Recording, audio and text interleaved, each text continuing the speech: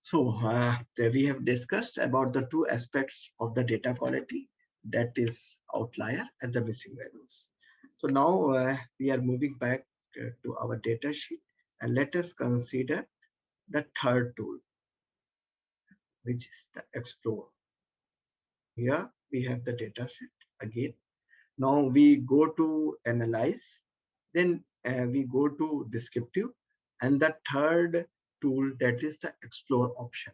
So as I have mentioned, explore option contains all, means it is the most comprehensive thing, and it contains all the information, all the parameters, all the coefficients related to exploratory data analysis. So if you have to use the single option, then the best option is being explore. So here, this is the dialog box for explore. Here we have all the variables. So let us select these first two variables that we are selecting so far.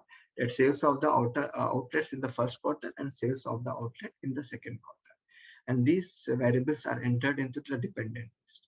And here one more option is there, that is related to factor list. So if factor list means if we enter a particular categorical variable in the factor list, then whole of the output would be divided in different categories as per the different categories. So if we don't use factor list, then the output would be for the entire sample. Means in this case, since we are not using the factor list, so output would be of 60 outlet or 60 sales executive. But suppose if we enter type of the outlet in the factor list, so our entire output or entire measures would be divided into two categories: one as per the urban outlet, two as per the rural outlets. In the same manner, if we enter location in the factor list, then our entire output will be divided into the four part as per the four regions or four locations like northern, eastern, western, southern, and so on. Now, here we want to display both, so we have both the option. So first we go to statistics. So this is a dialog box for the statistics. As you see, the descriptive has been checked. So all the descriptive measures has been taken care of in this option. So it will remain there. There is one more option, that is M estimators. M estimators are actually known as robust estimator. What do we mean by robust estimator? Robust means they are least affected. So how they're, what do we mean by being least affected? So M estimators are those estimators which are least affected by extreme values and outlier. So if our data contains extreme values and outlier, so our central tendency is being expressed best using these capital M estimators or M estimators or the robust estimator. Means all the descriptive measures like mean and median may be affected to some extent. Mean would be affected badly, but even median may be affected. But if we use M estimator option, then it is being less affected. So they are the robust estimator. We have option for the outliers also. So if we have outliers, then SPSS will give us top 5 and bottom 5 values. So since outliers normally lie on the edges, either on the higher side or on the lower side, so we can check the outliers option also. So we have these, tick the additional these two options. Then we press continue to move back to the main dialog box. Then we click plots, where we have different visualization plot. Here box plot has been checked, has been on in the already in the default manner. And in the descriptive plots, stem and leaf is there. And we can include histogram also. And here, since we discuss in due course the normality also, so we include normality plots also. We press continue, then we press OK.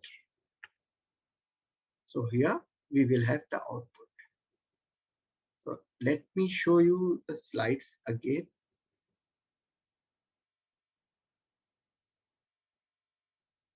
Right. So here I have explained the spaces window with respect to the frequency option. Then we have explore options also.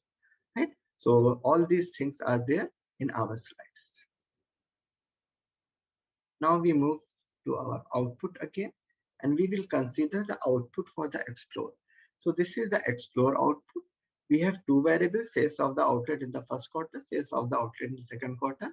Here we have total n observation, and they are divided into two categories. Valid means all the information is there, and non-missing observation, and we also have information related to missing also.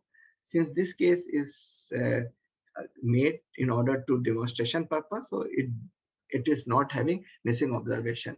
But normally all our data set, if we collect the real data, we will have missing observations will be there. We will discuss what we should do if we have large number of missing observation. And here we have descriptive or summary statistics for both the quarters, quarter 1 and quarter 2. We have mean, then we have 5% trimmed mean.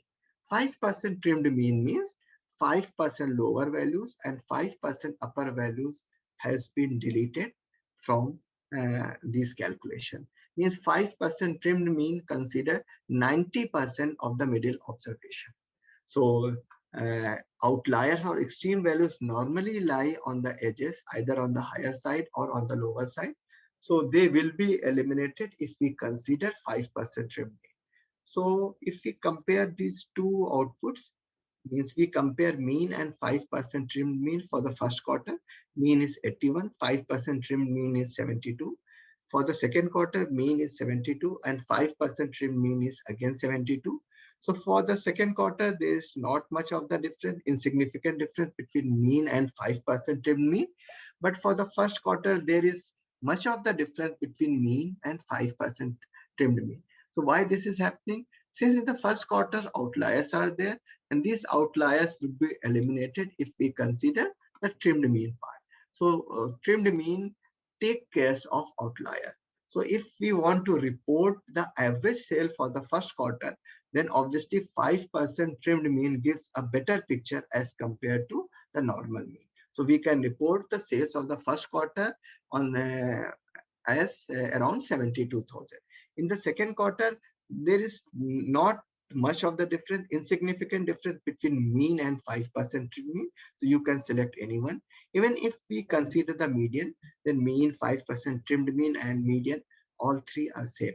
But if we consider the first quarter, mean is vastly different from 5% trimmed mean and median. So that's why I have mentioned that if there is much of the difference between mean and 5% trimmed mean or mean and median, then we should consider trimmed mean or median as a better representative of the central tendency of the data. Now, we should consider M estimators also. As I have mentioned, M estimators are the robust estimators, and they are least affected by extreme values and outlier. So if we have values for sales of the outlet in the first quarter, all these M estimators as per the different statistician gives us the figure of around 72. And if we check these values, so 72 is being reported by 5% trim mean, and median is also very near to this value. So we can say that the central tendency or the average sale for the first quarter is 72. Means if we report 81, that may be mathematically correct, but for the interpretation purpose, but for the real life purpose, or for the planning purpose, they will that should be treated as a bad result. In the same manner, if we consider second quarter, here M estimators are on the scale of around 72, and here mean, median, and 5% trim mean are also lying very close to 72. So we can say that outliers are not there in the second quarter. Now we discuss, since we have checked the outliers option also, and here top 5 values are there on both the sides for both the variables. Like in the first quarter, the highest value is situated at 55, and this highest value is 610.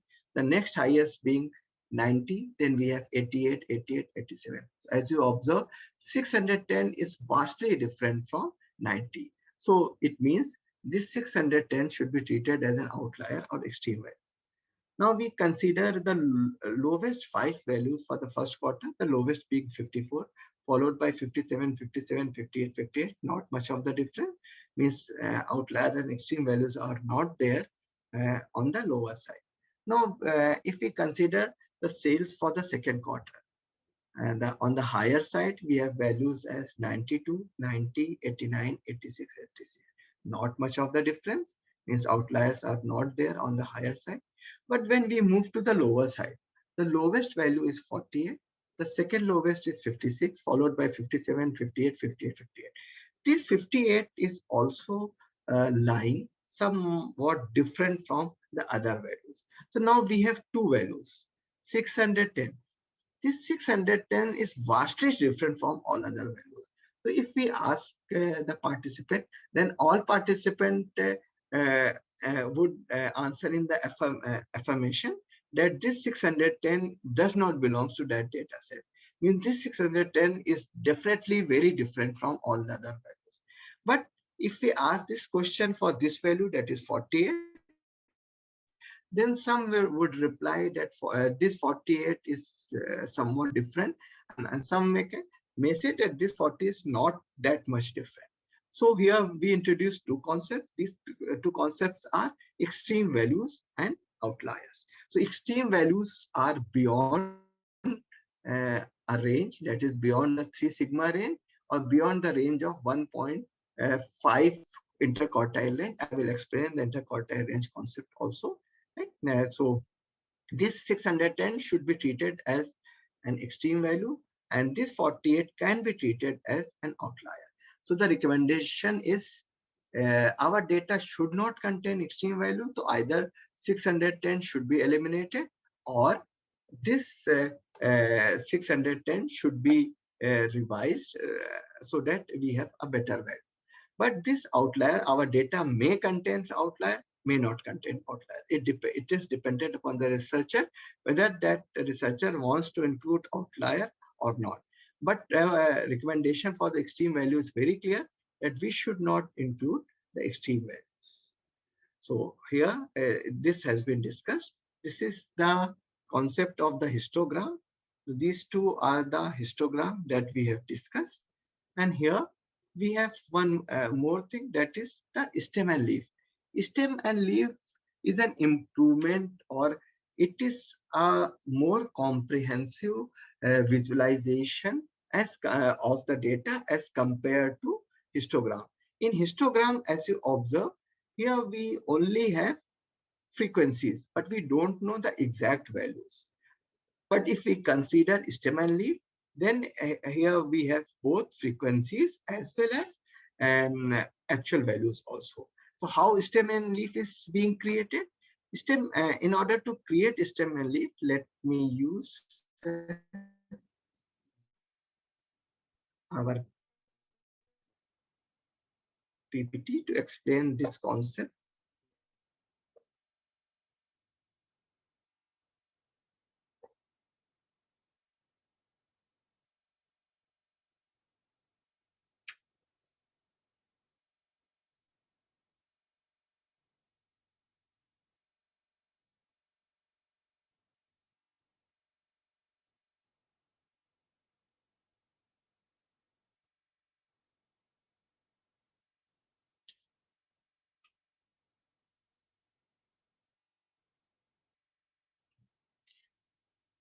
Now, suppose we want to create stem and leaf, and we have observations like 56, 55, 56, 57, 57, 57.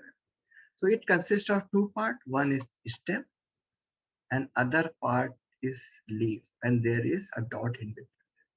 So all the last digits would be there in the leaf, and all other digits will be in the stem. Means if we want to create stem and leaf of 56, then 5 would belongs to the stem, and this 6 would belongs to the leaf. Right? So we can write in order, if we want to express the minimum value 55, so stem is 5 dot, this is 5. In the same manner, suppose we want to express 563, so the last digit would be in the leaf and all other digits will be in the stem. So we can write it as 56.3. So this is the manner. So if we want to create a stem and leaf of these values, so we can write it as the first value is 55, that is 5.5. The next value 56 occurs 2 times, so that is 6. Then we have 57 occurring 2 times, we have 7. And the last value is 58. I mean, the first value is 55, the next value is 56, next value is 56, next value is 57, 57, 58. So how many observation or how many frequencies are there? Here the frequency is 6, right? So here stem and leaves tells us not only the frequency that is given by the histogram, but also mention us the exact values. So let us discuss again that stem and leaf part. So here, as you observe the stem and leaf, there are 7 observations in between 55 to 60. Obviously, 60 is not included because we are considering the exclusive type. And these observations are 56, 57. We have 3 observations, 58, 58, 58, and 2 observations, 59, 59. In the same manner, we have 6 observations in between 60 to 65, 65 not being included because it is an exclusive type. And these values are 60, 61, 61 occurring 2 times. Then there are 3 values, 63, 63, and so on. So definitely stem and leaf gives us a more comprehensive picture of the distribution of the data. So that's why in SPSS, stem and leaf is checked in a default manner. So whenever we have to express, we have to use any visualization tool. So it is recommended that the stem and leaf gives better picture as compared to histogram. Now, let us discuss an interesting tool that is known as box plot. So I'm explaining the concept of the box plot. Here I have shared the white screen. Let me construct the box plot.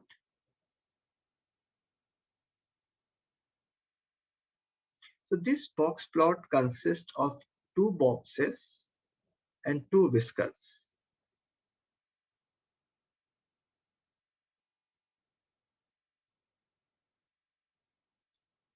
Here we have the middle value, that is the median value. Here we have first quartile or lower quartile value. Means below this value we have 25% of observation. This is the lower quartile. And it is the third quartile. Third quartile is better known as upper quartile.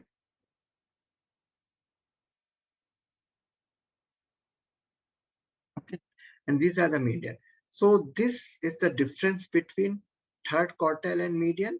This is the difference between first quartile and median. And this range or this difference is known as interquartile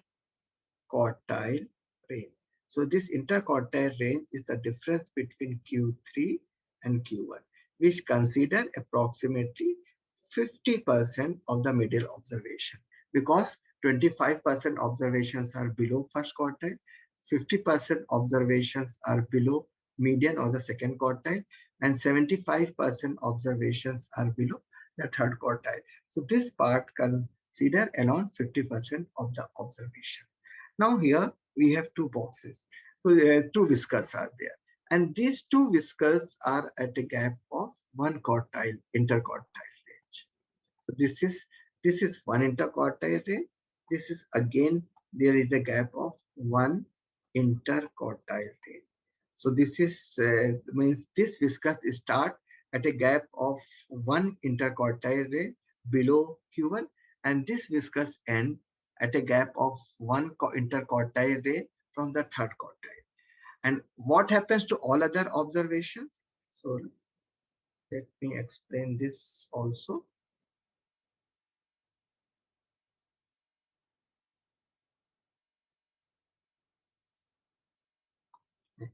So if we have values beyond 1 quartile, so all the values beyond 1 interquartile rate will either be outliers or extreme values. So if the values are in between 1 interquartile range and 1.5 interquartile range, these values are termed as outliers. Right? And all the values beyond 1.5 interquartile range are termed as extreme values. Means they are beyond 1.5 interquartile range, beyond 3 sigma limits. In the same manner, on the lower side, all the values which lies beyond are termed as either outlier or extreme values. So if values are from 1 interquartile range gap to 1.5 interquartile range, then these values are termed as outliers. Obviously, these outliers on the lower side. And if we go beyond that values, so they are termed as extreme values.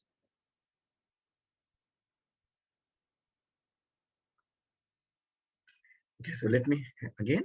So if values lie between 1 to 1.5 interquartile range, an interquartile range is the gap between the third quartile, which considers 75% of the observation, and the first quartile, which contains 25% of the observation. These values are there in the output also. If we take that values, if values are in between 1 to 1 point interquartile range, then they are termed as outliers. And if they go on the either side, they are termed as extreme values. Outliers are expressed as circles, and extreme values are expressed in SPSS as stars. And so let me discuss this. This is the box plot for the second quarter. Here, as you observe, we have sales of the outlet in the second quarter. This is box plot, and these are the two boxes and two whiskers. And here on the lower side, case number 48 has a value below 50, and it is expressed as a circle. So it will be termed as an outlier. So there exists an outlier on the case number 48 for the second quarter. Now, if we consider the first quarter data, it is the box plot for the first quarter. Here we have one observation which is situated at case number 55, and it goes beyond 610. And since it is expressed as a star, so this value is being mentioned as an extreme value. So here SPSS, as per this criteria that I have discussed, mentioned that this value for the second quarter is situated at case number 48, which is the actual value is 48, should be treated as an outlier. And here for the first quarter, this value situated at the case number 55 should be treated as an extreme value. Okay? So this is related to these two concepts, or extreme values or an outlier. Okay? So let us consider our. So here, and we have discussed the two concepts. So let us um, follow this PPT also. When we examine quality of the data, so the first examination should be the missing data.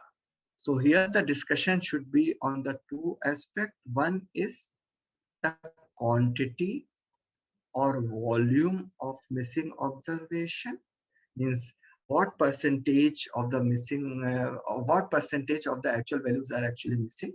And the second is pattern of missing observation.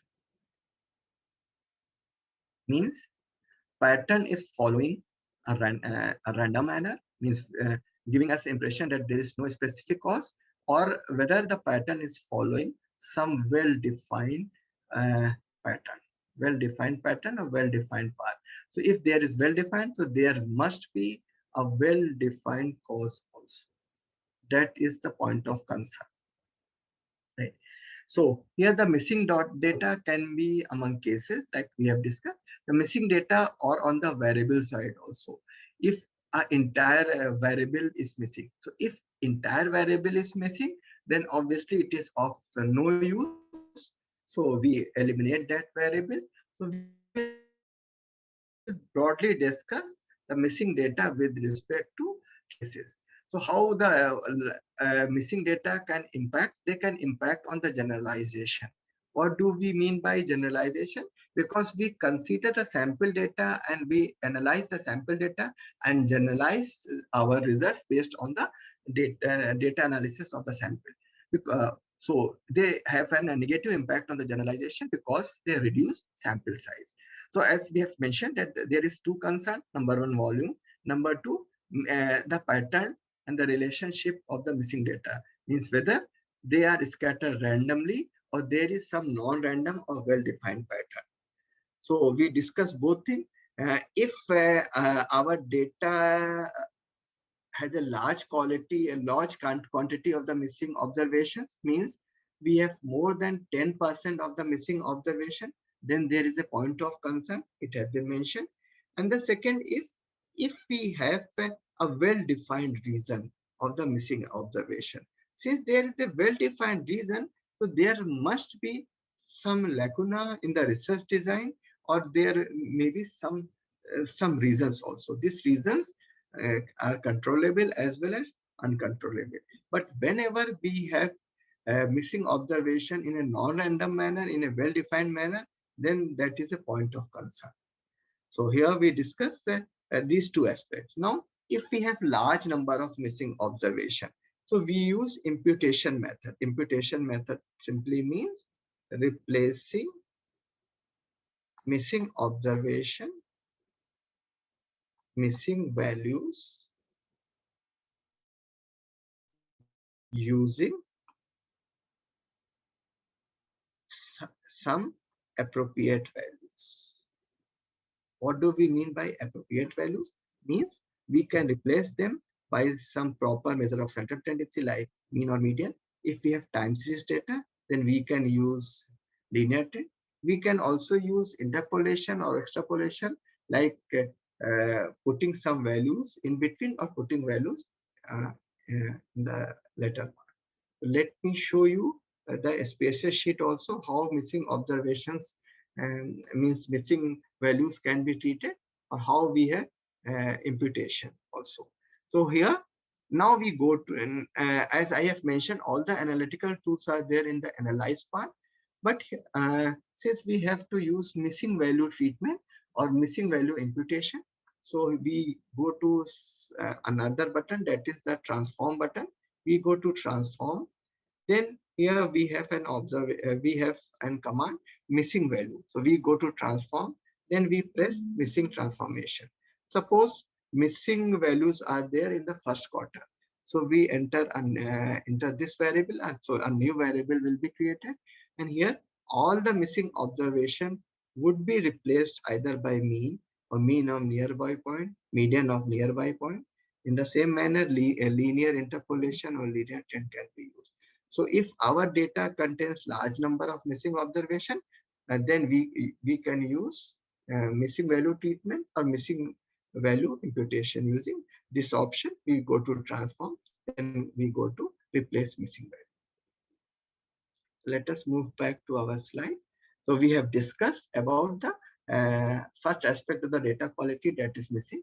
We have also discussed an outlier, as I have mentioned. Outliers means the values which are distinctly different from all other. They are lying, they are standing apart, standing out from all the other values. So always there is a question whether to retain or to eliminate that values. There may be n number of reasons. So how they can be detected? They can be detected by comparing mean and median. We have discussed. They can be detected using mean and 5% mean. They can also be detected by comparing mean and 5% estimated. Just like for the z-score, the values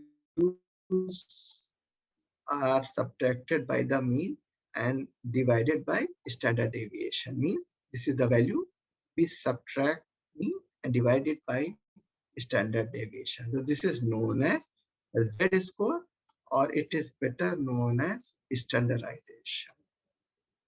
So if we standardize the values, and if values are beyond 2.5 to 4, then that value should be treated as extreme values and outlier. We have discussed box plot concept also. Means if the values are lying in between 1 to 1.5 interquartile range from the boxes, then they should be treated as an outlier. If they are lying beyond 1.5 interquartile range, they should be treated as extreme values. As SPSS also mentioned, the concept of this outliers also.